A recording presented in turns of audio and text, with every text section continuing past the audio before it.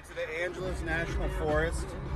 I love the hikes out here compared to the stuff near the beach. I've just done those like Mandeville Canyons, Temescals a million times. When you get out to the Angeles National Forest, the hikes are a little bigger, the views are a little better. It's much more naturey out here. It feels a little less run over. I'm hiking today. I don't know the name of our trail, honestly. It's some sort of like fireman loop or something. Hiking with my friend Shara Rostamlou. Shara runs a CPA firm in Glendale, California. And, you know, in the development of this project, Conrad, and now Never Trust a Dragon, you know, I run a training program. It's like one of the businesses I run out here. I've had a bunch of clients. I've gotten guys in shape.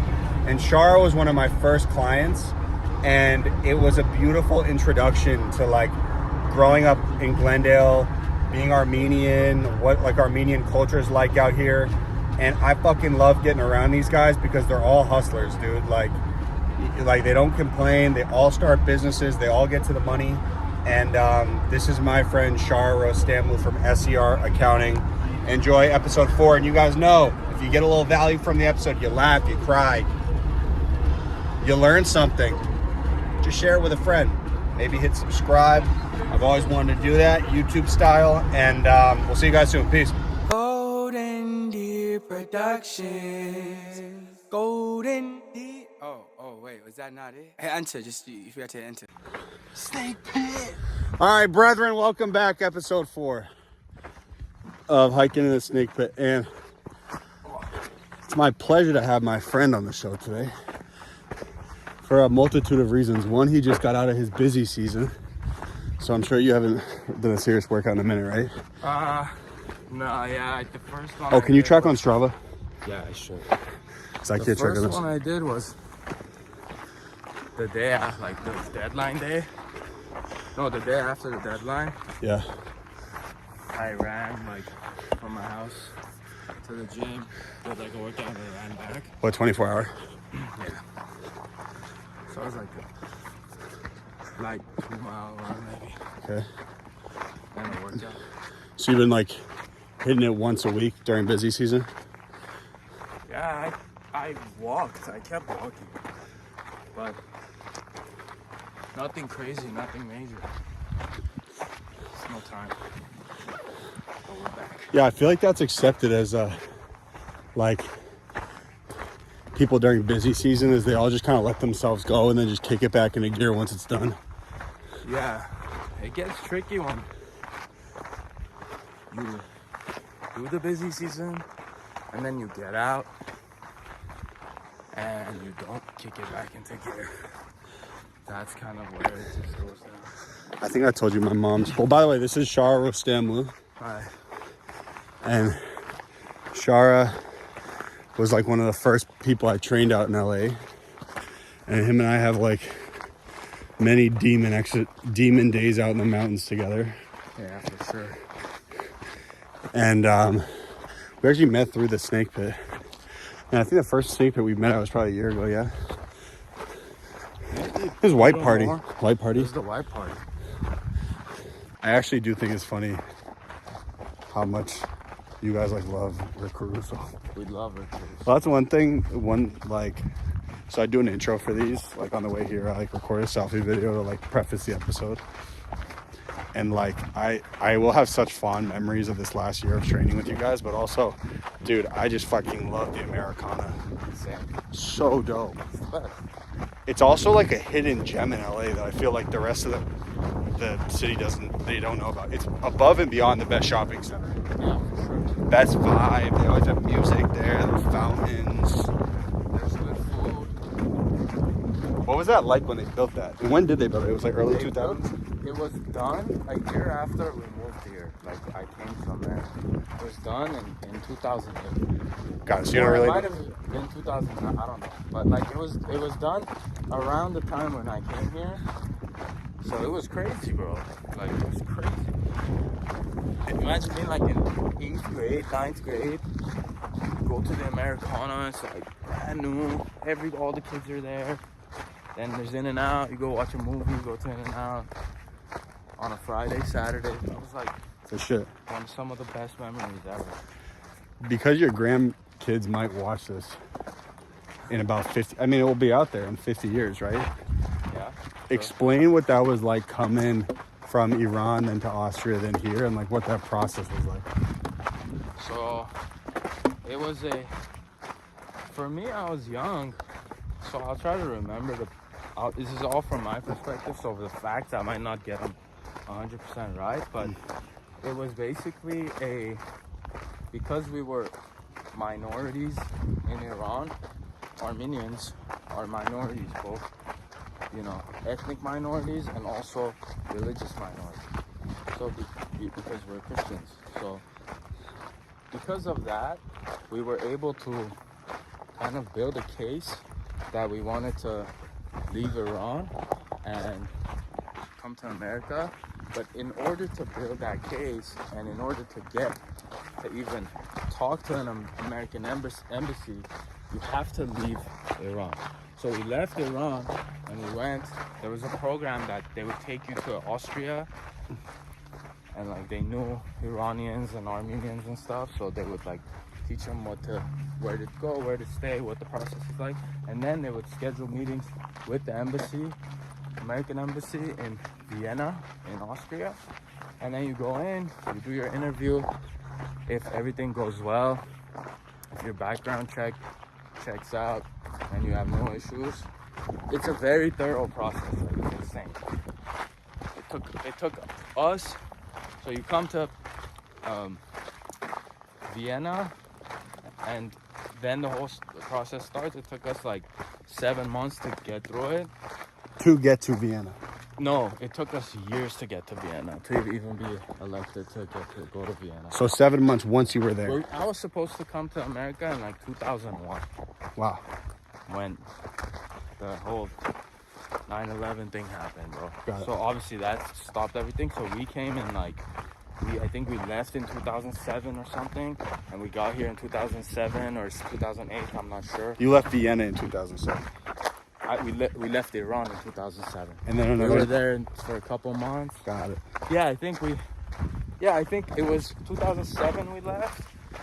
And then New Year's we were in Vienna for 2008, and then after New Year's I came here February 26th. Okay, well, just for clarity, so you guys want to get out of Iran in 2001. Yeah. You, your mom, your dad, and your sister. Yeah. And then you can't get to Vienna for what reason? There's a whole process, background checking, investigation. There's a whole process. The organization that provides those services of bringing people over here from other countries. Got it. There's a whole process to even qualify to be one of those people, like to get an application and stuff. And that process takes years. Got it. So you apply in 2001.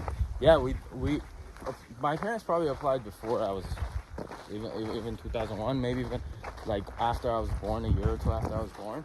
We got elected in 2001, I think. Why did they want to leave Iran? It's just unrest? We were poor. You're poor? Just poor, bro. Got it. Yeah. Like my grandparents and my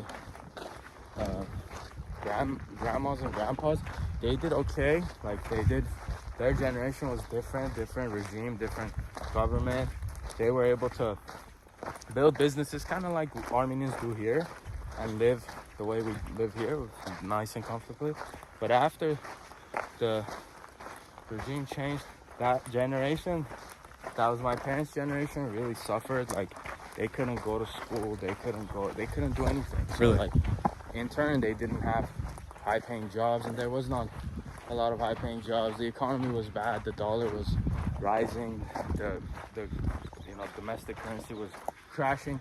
Not a good situation. So bro. quality of life was just trash. Quality of life, yeah, it's third world country. Got it. So, But were you guys living in a city? Yeah, we were living in the capital. Which is Tehran. We were living in a very nice place, but like the Glendale equivalent. Oh, really? Okay. Yeah, but it was just getting unbearably expensive, and like my parents said there was no future for them even. So they let just alone fucking us, sent it. right? Yeah, so Good for them. there was no, bro. If I was there right now, in all honesty, like at best I would be working in an office as an accountant or like as engineer or something, and like I couldn't afford to even move out and have my own family. Wow. That's the best thing that could happen. Now, were there other people that your parents knew that had made the shift from Iran to the States? Yeah. And was this a popular thing to do at the time? Yes. So, good question. So, yeah, my uncle came here. My mom's brother. My uncle came here right before 9/11 happened. In 2000, he came here again with Austria. He had a daughter, which is my cousin. So they came, and the daughter was 1. So they came, they started living here, and they were saying it's good, you know, a lot of opportunity, better quality of life. So they kind of gave the thumbs up, but they couldn't sponsor us because you need a sponsor when you come, somebody to take care of you until you stand up on your feet, you know? Yeah. So, but my dad's cousins all were here, you know, from a long time ago, from like the 80s, 90s. So I always say Uncle Edwin sponsored us. So you had family. Yeah. Now, we have family here. No. Now, when your parents moved here and you, where was Glendale at the creation at that time in terms of Armenians immigrating here? Like, very established. Got it. So you were like a second or a third wave of immigrants that came here. Yeah. So there was. When did that really start? The 80s. 80s. Yeah. The 80s was when like Glendale wasn't the safest city. There was active gang activity in Glendale. There's different a gangs, yeah. So that's when Armenians came, and that's when it was kind of tough. By the time we came in the 2000s, late 2000s, bro, I went to school, everybody was Armenian. Wow. There was like special Armenian classes. There was, you know, yeah, how Glendale is, it wasn't that much different when I came. Now it's gone nicer. It's just gone. Oh, yeah, it's the best, the oasis.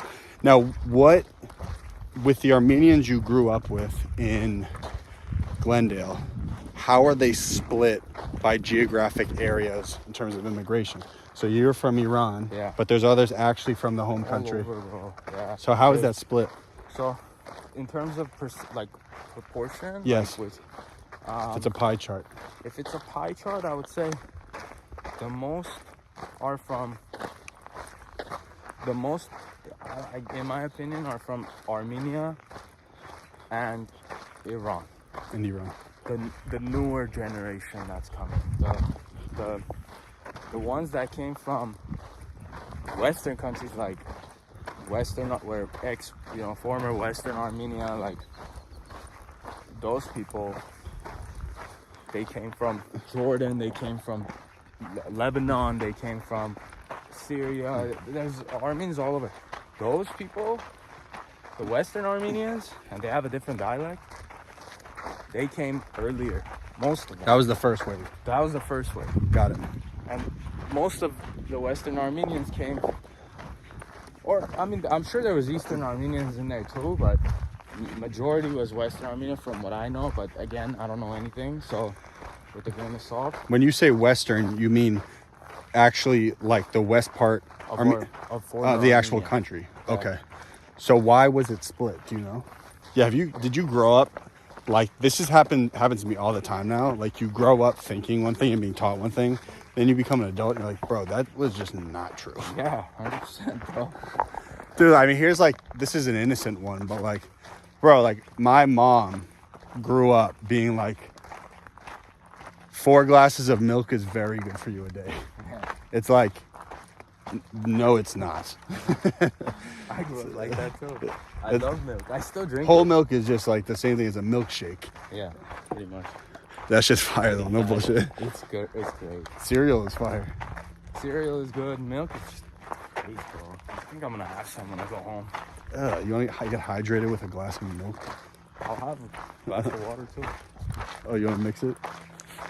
Skim milk? That's so good. It's nasty. No way. Well, you do whole milk or you do skim milk? No, I do 2%. Oh, so that you're kind of like gay. Right. Choose a side, buddy. 2%. That's my side. Is that? That's right in the middle. Yeah. It does taste significantly better, bro. Whole Skim, milk? whole to skim is like. I might just go buy some whole milk. Fuck. No, what's fire is chocolate milk. I know, but chocolate milk is not good for you. Obviously. The fuck? It's very bad for you. Oh, yeah, No, bro. like whole milk isn't good for you either, but whole milk Chocolate is, milk's like 99 grams of sugar, bro. yeah, chocolate milk is horrible. But when you're feeding that and it hits, it really hits. I'm sure. Dude, I've been fucking with those Robex smoothies nonstop. Those are good. Bro, absolutely phenomenal. I'm gonna get one after this, actually. They have a smoothie called the 800, the Blue Gorilla. Okay. It's fire, bro. Disgracefully expensive, but it's fucking great. Yeah, juices. That's a good business. Oh yeah, because the margins are nuts. Margins are nuts, but I mean, if you're buying good product, I guess it's expensive too. Plus, like where you are and location-wise. I don't know about the I bet the margins are better than a restaurant. But it's just a cool business, like, and people are very like fitness aware these days. So, Yeah, but juice. I mean, bro, you're on the crucifix program, or you were. I mean, it's anti-crucifix. Liquid calories. Yeah. Liquid calories is when you're trying to cut weight. Yeah, it's not a good idea. Yo, what's one business you'd start right now if you're like, they're like, all right, you gotta duck SER accounting, like it's over, and you can't do the hookah business either. Okay, how much money do I have? 20 bands to start. $20,000. I can't do accounting. I can't do hookahs, and I have to like maintain my life. Fuck. Bro's going to prison. Just go to the casino, bro. Fucking, Go to Yama, bro. Fuck it. yeah. 20 grand is not a lot of money. It goes in LA. Yeah. Yo, do you feel like you kind of have a brand now because you just blow the bag? Like now you just gotta get the bag because you blow it so crazy. Yeah. Bro, I'm not even that crazy. I know fucking celebrities out here, right? You're gonna feel amazing about this statement. No, I'm not. Bro, I know celebrities, A-list actors, fucking CEOs, business people. You spend more than all of them, bro. No, bro, Yeah, I you don't. do. I don't. Bro, I you really don't. ball, bro. No, bro. What? Because I like nice dinners? Why are you being in denial, bro? I like nice dinners, but trust me, there's more things I can blow it on that I don't. You know? Bro, do you remember when you showed me your expenditure in your fucking office that month, the first month we started training? Yeah. I had never seen, that was a life-changing experience for me. Well, yeah. I was like, how is this 29-year-old dude spending this kind of dough? Saving. Dude's smiling over here. Dude's ego is Saving. crazy gassed. I saved, bro. I saved. I fucking set a goal. I was like, okay, I want to do this in my life. Saving. I saved some money, and then I fucking boom. See ya. Yeah. Money is just whatever. Comes and goes, bro. Comes and goes. But you got to make it, though. You have to make it. What do you think? But you have to spend it. Like you have to You use it. got to put it back out in the universe, Yeah. bro. I'm not saying be reckless and spend 100%. No, like save. Always have goals, and like for me, like I always have goals. I always want to do things. I always want to put my money to use, and to make my life and my family's life easier with the money. Yeah. But like, it's also, it can't rule your freaking life. You know what I mean? What's one single guy, 30 years old, in LA? What's one like tax saving tip you have? Basic, not like don't overthink it.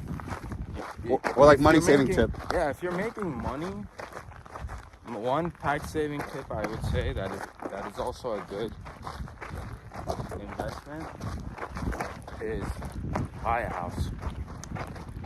If you can afford to buy a house, it saves you tax dollars. There are some limitations, but I'm not gonna get into it. But if you save money, if you buy a house, you will save tax dollars, and you will also be invested into real estate. And as long as you're not biting more than you can chew, you're gonna be okay, and you're gonna look back in 5, 10, 20 years, and you're gonna be glad you did it. But if you can't do that, get married. That's a good one too. Double up those tax brackets. How's this? Here's a good question for you. Not from your tastes, but what do you think to live a fun life in Los Angeles at 30 years old and single? How much do you have to make? Fun life. Not like crazy, but just like a fun, do what you want kind of. Do what you want. Don't worry about too much about money and going out and stuff. Yeah. At least 10,000 a month, I would say. I was gonna say 120K a year. Yeah. 120 bands a I year. think that's. And then I think you can really ramp it up at like 200 here. Yeah. I think 200,000 a year if you're keeping that, like after net of taxes and stuff, you can probably be married. Take care of a family with that. Take care of business. Yeah. Depends, I mean, what your taste is like too. If you want nice things, if you want the super nice house, if you want the super nice cars, if you want the super nice vacations, if you want the super nice outfits and fashion and all that stuff. 500. Yeah, you got a 5-pack. 200,000 isn't gonna come. Yeah. It's the one beautiful thing about LA though. You do feel like financially you can pull it off here, whatever the fuck. Yeah, there's people making $50,000 a year, and there's people making $50 million a year. Yeah, but bro, everybody lives, you know. I made 45 bands the first year I was here. Yeah, That shit was impossible. yeah, it's tough. It was impossible, bro. Because you gotta think, my rent was like $2,200 a month, so let's say I'm spending like $26 of that on rent, so like $18,000 to spend. Yeah, that's nothing. That's fucking. Oh, I can't bro. believe it. Hold it off, bro. Yeah, I'm a real hustler, bro. Yeah, you have to be. Gotta If you pull that off, that's respectable, bro. That's crazy. My first job out of college, after taxes, I was probably keeping around the same. But I was living at home. You know, like I was helping with rent, but like Not like that though. not like 2,200. No. Living, you know, my parents helped me out, like cooked for me. It's in our culture too. And now, I'm trying to Give back. give back.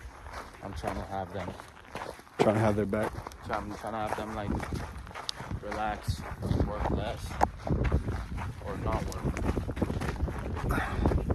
So in Boston, I ran like 350 episodes of the podcast, if not more.